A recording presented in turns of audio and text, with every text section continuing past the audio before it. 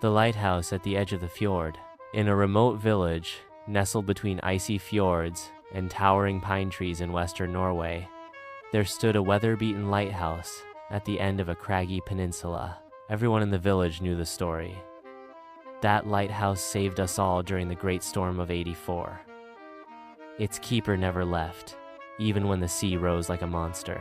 It's haunted, you know, or blessed. But by now, it had been empty for years, too old, too remote, too forgotten.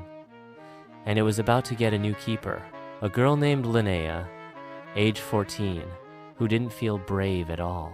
Linnea had not chosen the lighthouse. Her mother had gotten a job in Oslo and sent Linnea to live with her grandfather, a quiet man who smelled of sea salt and boiled potatoes in the village she barely remembered. Linnea was shy, the kind of girl who would rather read a map than explore the place it showed. She didn't speak up in class. She hated thunder, and she especially didn't like being watched. So when her grandfather said, "The mayor wants someone to check the lighthouse before winter. You're going with me," she wanted to say no.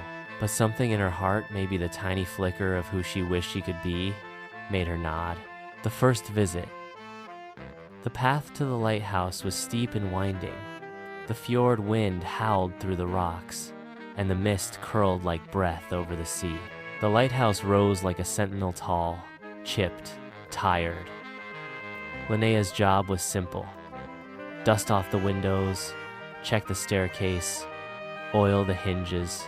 But when she stepped inside and the door creaked behind her, she felt something deeper. A presence. Maybe memory. Maybe fear.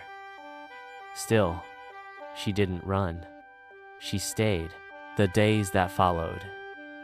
Each afternoon after school, Linnea returned. At first, she did what she was told. Then, she started to explore carefully. She found an old logbook filled with faded ink entries from decades ago. Waves like black wolves. Lantern holding. She's late again. I'll wait. Storm coming, but I'm staying. The more she read, the more she imagined the old keepers. Alone. Afraid. But still lighting the way for others. And slowly, something began to change inside Linnea.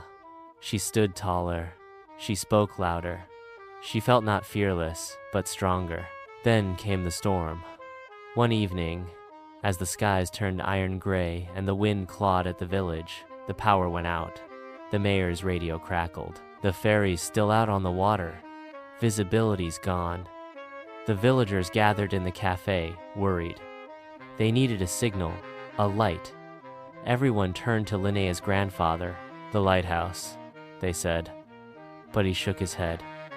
His leg had been hurting. He couldn't climb the stairs anymore. The room fell silent. Then Linnea stood up. "I'll go." The climb. She had never felt so afraid. The storm was real rain like needles, thunder like cannons. She climbed the winding stairs, one trembling foot after another. The old lantern in her pack, and the logbook tight in her coat. At the top, she lit the flame. The glass trembled. So did her hands. But outside, far across the dark water, she saw it. A flicker. A ferry. A flash of light back. They had seen her. They were coming home. After the next morning, Linnea returned to the village soaked, exhausted, and smiling. The lighthouse had held. So had she. The mayor patted her shoulder. "You're braver than most grown men I know."